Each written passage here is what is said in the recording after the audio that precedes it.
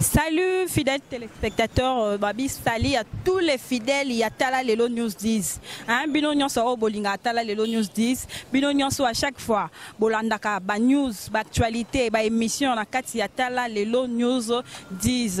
Hein, c'est votre journaliste Deborah Bouanga, Babi hein, Deborah Bouanga quoi. Na ena ngai kaka na système ya poussana na vanda quoi. Na ena ngate ko na longolo na place. Donc poussana kaka nga na vandi nga pena so place. Kaka ndenge toujours na système ya ko informer public, na système ya ko informer peuple le monde entier. Lelo vraiment tokobetela lisolo ya tobeta sujet moko o eza eloko mo esa la ma partout, esa la ma monde entier mobimba, non seulement ici mais ça la mara partout.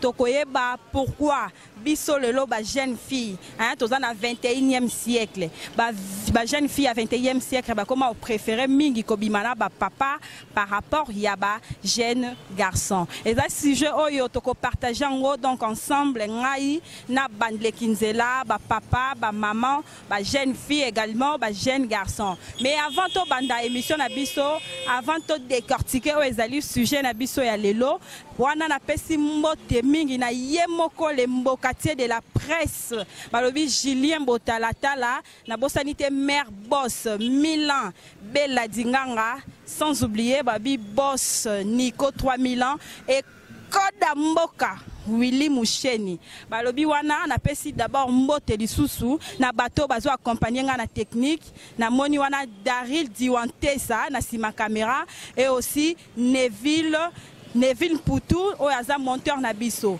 kaka ndenge na lobaki na sujet na biso ya lelo tokozwa ba lekinzela tokozwa ba papa ba maman ensemble nde toko partager toyeba le pourquoi o e comme cause que non ba jeune fille biso o ba jeune fille to comment ko préférer na biso ba papa par rapport ya ba jeune garçon to continuer wana kaka na sima caméra avec Daril Diwantesa. Merci.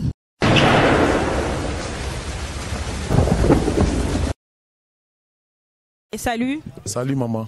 Papa, tous un sujet na biso tolingi toyeba pourquoi ba jeune fille ya mikolo yo ba komi plus ko préféré ko bimana ba papa par rapport ya ba jeune garçon. Bon, en fait, si on a qu'à répondre d'abord, étant qu'un homme de Dieu, oui. C'est par rapport à la Bible. Bah, évidemment, nous sommes Salamalelo, ça a déjà été prédit dans la Bible. Il n'y a rien de nouveau sur la terre. Kindumba, Ezeloko, c'est dans la Bible, bah, Jézabel, Marmebele, Bele. Bah, caractère, nous sommes caractère par rapport à diable, à ce qu'on influencer plus, bah, jeune fille. Bah, il y a papa ou maman. Nous avons par exemple, il y a 17 ans, 18 ans, à qui papa il y a 45 ans, 50 ans, voire même 50 ans. Et puis, il y a poussé plus la réaction, et ça animé la diable, il y a fait matériel. Donc, c'est le matériel plus, comme Gotinda Bango. Une jeune fille qui préfère avoir un téléphone qui coûte déjà cher, et une jeune fille qui préfère dans la quête, ça doit rouler nango, c'est d'abord l'envie. Donc, c'est le diable qui anime tout ça. Alors, quel conseil Yoroki Kopé ça pour la bateau basala makambouana ba jeune fille au basala ba bloko? Je reviens toujours pour dire qu'étant qu'un homme de Dieu, je peux dire retour à l'authenticité qui est la parole de Dieu. Donc les gens doivent se retourner conformément aux Écritures. Nous devons plus avoir la crainte de l'Éternel et crainte Yanzambende pour permettre mutu aki mabilo ko anyoso achango musika nae pour na azan avenir moko meilleur. Parce que kobimana tata botio, tu te procures d'abord une malédiction d'après la Bible. Merci. On a continuer toujours avec Daril Diwantesa. Merci beaucoup.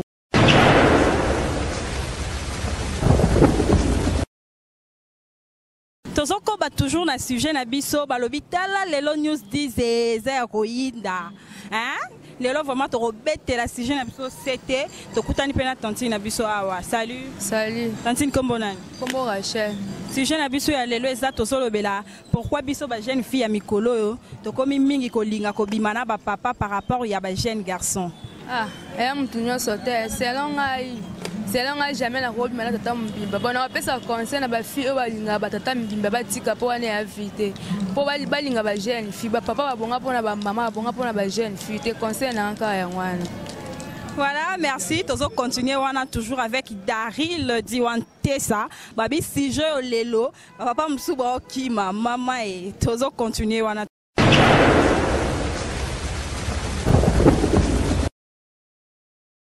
Mon papa, voilà vraiment mon papa de sang, balobi bijou beleza garçon suisse, sans oublier Neka Boliki, maman na Jezi Boliki et Karen Boliki.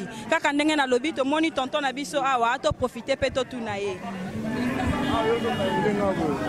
Salut tonton. Ouais, salut, bonjour. Tonton kombo nani? Christian. Christian, par rapport à sujet Nabiso, pourquoi les jeunes filles à l'élo, il y a 21e siècle, comme ils préfèrent na bango ko bimana ba papa par rapport à les jeunes garçons. Nikamango, là ba sujet to le belango kala kala. En tout cas l'élo pour l'angai. C'est vraiment c'est dégueulasse. On va bimana, on va sala bilo quoi là. Bon, on a habité Soki. Ezaka rapona ruluka mwa kanyaka tondeni mais eza bien te eza mabe makasi na sina vivango na kati ya famille na biso vous comprenez na kuta regarde ba oh monoro na omo boye ah non bena père ton robenge bena oncle grand grand na yo vous comprenez. Blague ou quoi, et tiens, un méchant, et ma fille, on va ça la bilo, quoi, na moi. Bali misanga, né dans le Lobamoana. Na yinarabango fort, c'est un la masque. Na yinarabango ma bébé, ma pétion la basse, ça la bilo à bon. D'abord, avantage au bon. Ceux qui ont un avantage, j'ai obimana par mon colo. Et ça a avantage à moi. Pour énergie papa ngoku toi si akei na e pour bazala na jeune fille en tamulai il faut amener là-bas. Alors yoko kiko loba nini pona ba fille o basala makambo wana bon conseil moko yoko kiko pesa ah conseil mingi za loba te pour te pesa ba conseil non conseil ba lembaka te yo pesa ka conseil bisu ah ba pesa ka conseil pas Monique azo avancer ne loko ngo avancer. Tout le monde a 20 ans après le résultat n'ango. Mais les conséquences corrigent mieux que le conseil. On le voit pas tika. Et ça m'a bé, ça donne envie de vomir. Chaque fois que je vois la situation, bon, on peut s'en rappeler quelle est. Merci beaucoup, merci beaucoup. On continue toujours dans notre sujet. Tout ça peut nous poser cause de jeune fille. Tout est bapé, bapor na bango, ce qui pourquoi ils à la bongo. Voilà, on continue toujours avec Daryl Nakati Nasima caméra.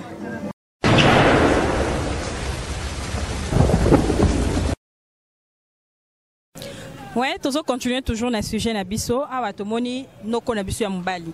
Salut. Salut maman nanga. Papa kombo nani? Kombo nanga mbo Nishiga mwana veya. Voilà mwana veya vitaima. Toza na sujet tolingi tolobela pourquoi ba jeune fille ya lelo, hein, il y a 21e siècle. Ba comment na banko préféré ko bimana ba papa par rapport ya bino ba jeune garçon. Yango normalement tout le monde maman na kisasa donc il est que la biso ça so ba jeune passi ba jeune fille au âge na biso ba komo bimana ba papa donc biso siko o ba jeune te biso so bimana ba maman o beto bimana ba nani donc mon jeune fille mon boya la ndakane papa mon boye donc amona ka soit que pas jeune mon boye a repéser 2000 wala na papa o apesa ba 100 ba 200 donc on va ça la so passi biso ba jeune vraiment yango wana donc souci ba jeune fille na biso ya kisasa ya lelo yo na tango kala maman biso de la bongote et makamne changer donc makamne changer na ville à Kin. Voilà, et tant que jeune garçon, conseil ni yoko kiko pesa d'abord pour la jeune. Ba ye bata bazo sala bazo la mbongo ne ba kongola brasa ba bilambongo mais sort nango li futa nango ezali donc longa na lo bara conseil donc il faut ba ye banani bako komilengele toi na kisasa maka belé donc maka belé na kisasa quoi surtout na ba papa ala olanda $200 mais oyebi kati na été mais jeune wa kopesa au moins 2000 ma 3000 peut-être même souye wana kaka donc non ba donc molonga ne ba vie na quoi donc ba papa nde batika maka molinga ba jeune fille za mabe makati siko biso ba to linga ba maman.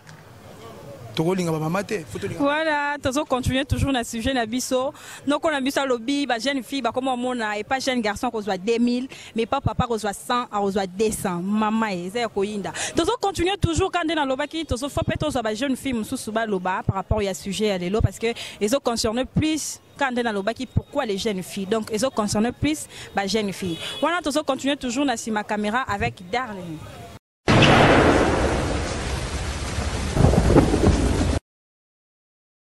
Merci tokomi na biso na suka ya émission à lelo. Merci Nabino Bolandi biso bozala ki mingi partout dans le monde entier. Wana za site Nabino tala lelo news 10. Merci Nabino surtout na sengi na oyo nyonso s'abonner na nous te s'abonner parce que awa borozwa ba news borozwa brotala ba émission ya boye. Na pesi merci na ba oyo biso. Balobi boss Nico 3000 ans. Babi ye moko koda mboka Willy Musheni na bosanité mère boss. Milan Bela Dinganga.